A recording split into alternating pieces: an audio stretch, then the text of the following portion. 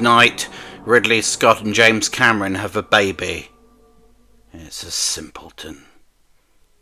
Welcome to Macclevoid at the Movies.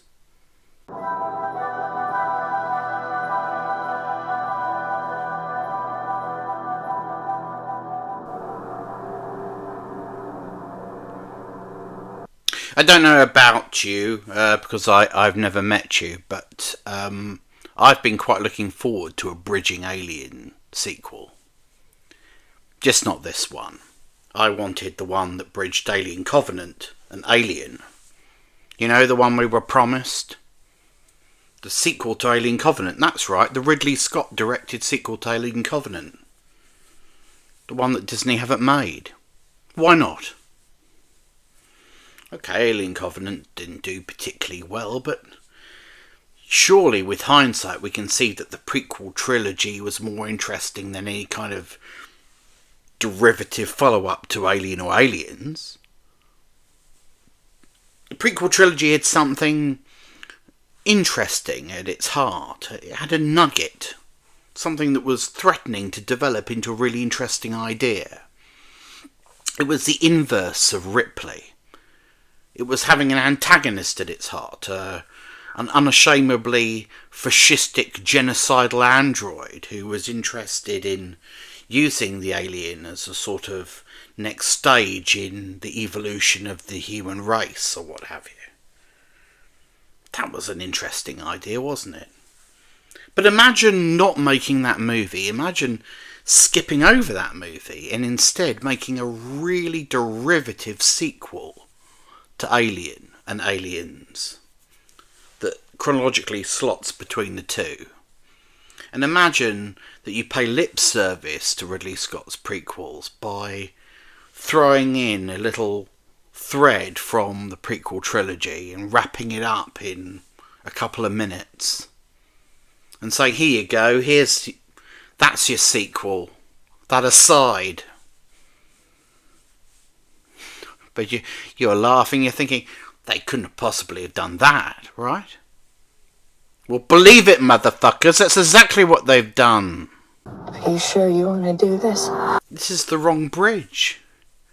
We don't need a bridge between Alien and Aliens, do we?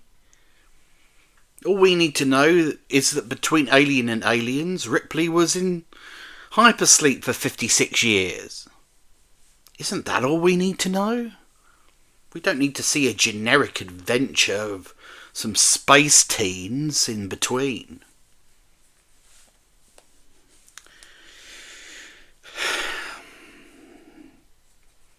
Ridley Scott originally, apparently, praised this movie when he saw it.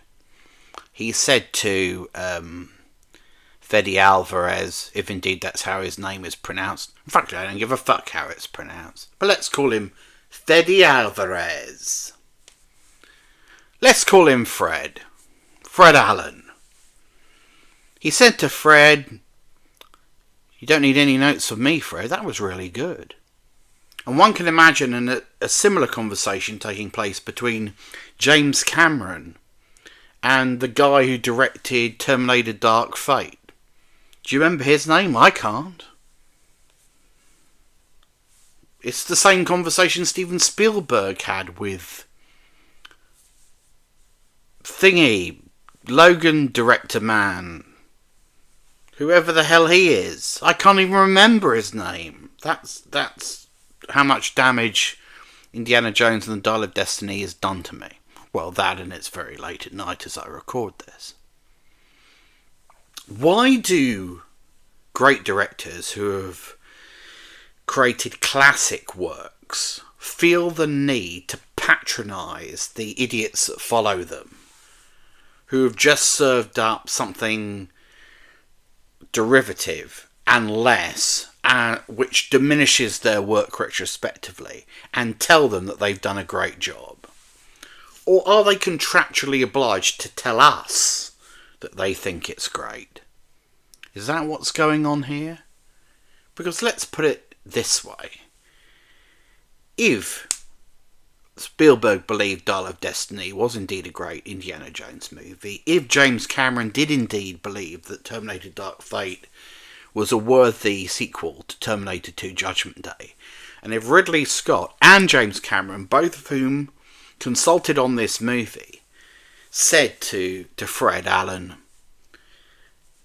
this is up to our standard, this absolutely complements and enriches what we did, then they're mentally ill, ladies and gentlemen. And maybe worse, maybe certifiable. Because such statements are tantamount to lunacy. Alien Romulus diminishes Aliens. I'll say that again. Alien Romulus diminishes Aliens because it copies many elements from Aliens. In terms of the look of its generic one-dimensional heroine, for example, in the third act, when she's away with her pulse rifle and so on. It appropriates lines of dialogue that had real force in Aliens because they related to the central relationship between Ripley and Newt. And by using these elements, by going for the nostalgia, for going for the classic line, going for the familiar motif, it means that if these movies were ever to be watched chronologically, Aliens would appear to be derivative of Alien Romulus. And make no mistake about it, sooner or later these movies will be watched chronologically by somebody who's never seen them before. And they'll watch Aliens and those moments will be ruined for them because they'll say, hey, I'm sure something very, very similar happened in Alien Romulus, didn't it? The one set before this one. Why is Ripley saying, get away from her, you bitch, again? Weird, that. It doesn't make much sense. When you make something completely derivative, it diminishes the movies that you're stealing from. Because they're supposed to exist in the same universe. They're all part of the same long story. I've already seen comments online saying that Fred Allan, as we're calling him, had the best of intentions making this movie. He wanted to create a loving tribute, a loving Valentine to the Alien series. But that, with respect to all of those people who said that, even though it's a fucking cliche, must surely know that that is what all hacks say when they rip off better filmmakers. What they mean is, we don't have any ideas of our own, so we're going to take elements from the movies that we love and the audience are highly familiar with, put them in a tombola, give them a spin, pick out elements, smash them back together, and that's our movie. That's Alien Romulus, ladies and gentles. Alien movies, you might argue, don't need to be wholly original. But why is it so fucking difficult for modern filmmakers to give us a set of characters that are interesting, that we might invest in, that we might care about if they were to be horribly, sadistically murdered? Ridley Scott got around this in Prometheus and Alien Covenant by making the antagonist, the real antagonist, David, the synthetic. And by making him such an interesting character that it didn't matter that the people around him were blocks of wood, and it didn't matter that the alien just became a sort of MacGuffin. That was fine. The real monster, Scott was saying, was David, not the alien. The alien's just a sort of dumb animal that can turn the lights on and off and so on and organise. You know, like the Viet Cong, but generally speaking, doesn't have any of David's forensic intelligence. And that's what made those movies an interesting watch, particularly the second one, Alien Covenant. And that's why that cliffhanger that promised so much would have been great to follow up on. Richard Wagner, Das Rheingold, Act 2. The entry of the gods into Valhalla. Yes, David, as you wish. And I still want to see that movie, and I hope, after what one presumes will be the critical failure of this movie, that Scott will get another chance to make it. Who cares if it's low budget, Ridley? Just do it on a shoestring, but do it. Let us see it. Give us the end of your story. Link into Alien. Because it's so frustrating to have a lazy, generic sequel like this, that almost a committee-made Alien movie like this, that alludes to the Prometheus story, and even presumes to tie it off in some respects, without seeing the actual final chapter of the prequel trilogy. That's ripping the piss out of the audience. You can't do that. You can't cheat us out of a whole chapter of the story. We need that movie. I don't care if it only costs 10 million or if you release it directly onto Disney Plus. No one gives a fuck. Let's just see it. You pay Michael Fassbender whatever you need to pay the man. In some respects, Alien Romulus reminded me a little bit of the Star Wars movie Rogue One. Because of where it fits in chronologically, you know you're not going to see these characters again. Ergo, you can assume that most of them suffer a horrible fate, or all of them suffer a horrible fate. And it's got another similarity with Rogue One, in that the best character in it is a computer-generated simulation of a long-dead character actor. In this case, Ian Holm, who is reconstituted with pixels. Whether his family gave permission for this to happen, I don't know. The morality of it, well, you can decide. I mean, would he have agreed to be in this movie? Well, he would rather be alive to have an opinion, one imagines. He's dead, he doesn't have a point of view. But his image is in this film. Not as Ash, but as the new twitchy Hyperdyne system model Rook. Get it? Rook, not Bishop, Rook. See what they've done there? See how they think about this script? See what their creative approach was? Let's riff on all the old hits. But Ian Holm, who is, of course, 4 years dead, here recreated as he looked in 1979, is still the star of the show, morality notwithstanding. Because all of the actual living humans in this are just a bunch of one-dimensional 20-somethings. And why were they hired? Not for their screen presence, not for their ability to give us in-depth, psychologically probing performances. So why were they hired? Because Fred Allen's got a fetish for young people. He likes to see them butchered. He wanted to create a sort of teen slasher in space.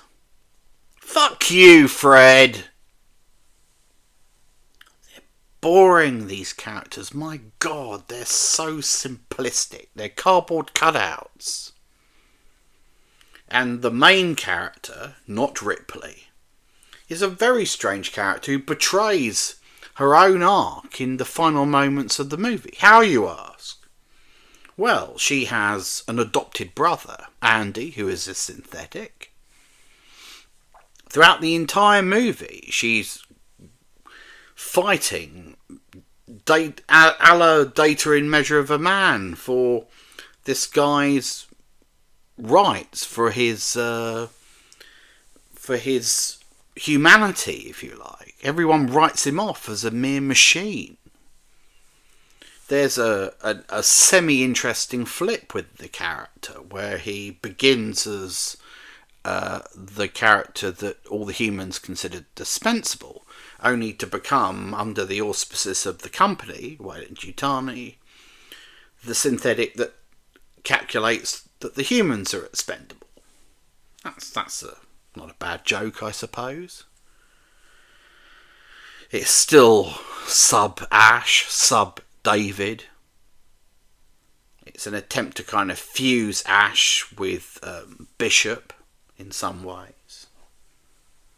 But the point is this. If, as a character, your only art really is to try to fight for the personhood of your synthetic adopted brother, wouldn't it be a good idea if, let's say, the two of you were the only two characters to survive the movie, that you fucking acknowledged that he was a living, breathing person, that he was real at the end? Because this movie is so intent on being derivative, it's so intent on copying Alien and Aliens, that this character at the end gives a sign-off which is almost word for word identical to the one Ripley gave, right down to the description of her as the only survivor of her ship. Except she's not the only survivor of her ship. Her synthetic brother survived. But all of a sudden, his life doesn't count. No, I'm the only valid sentient being that made it. Signing off. Didn't Fred read his own script?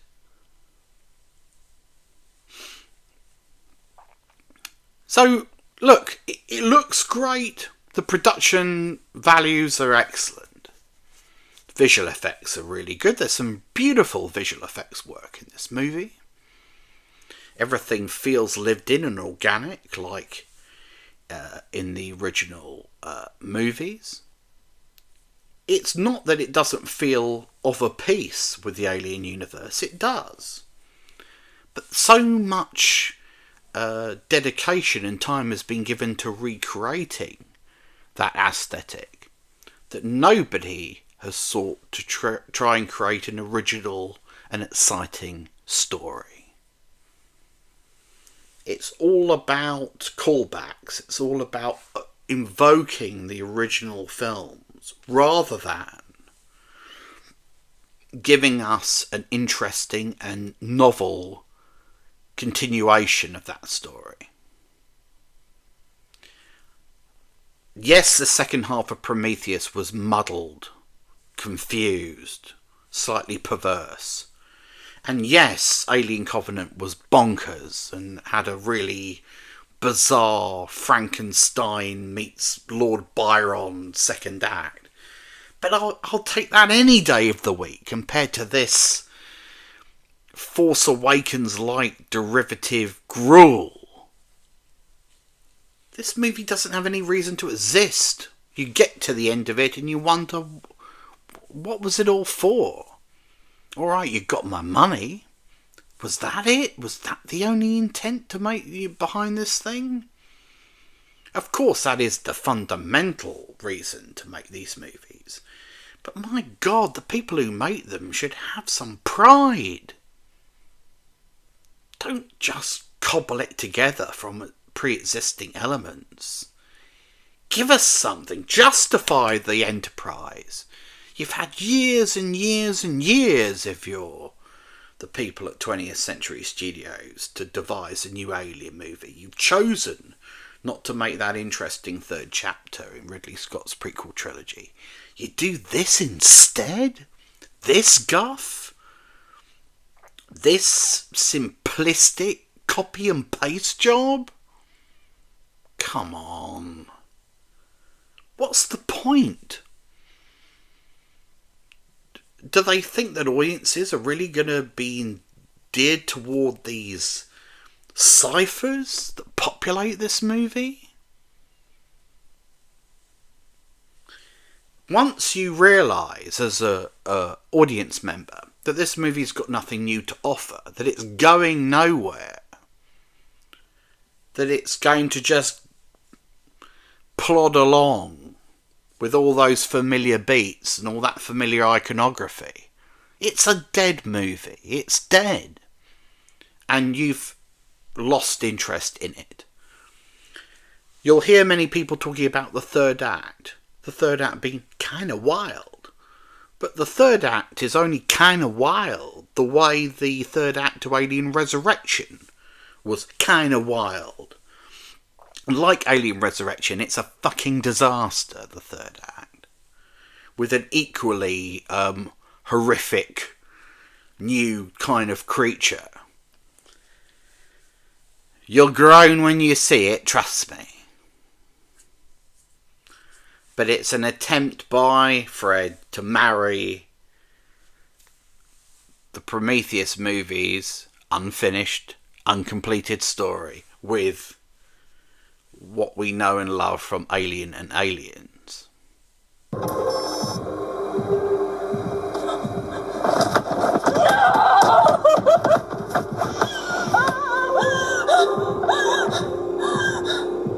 So, there's not really much more to say about Alien Romulus.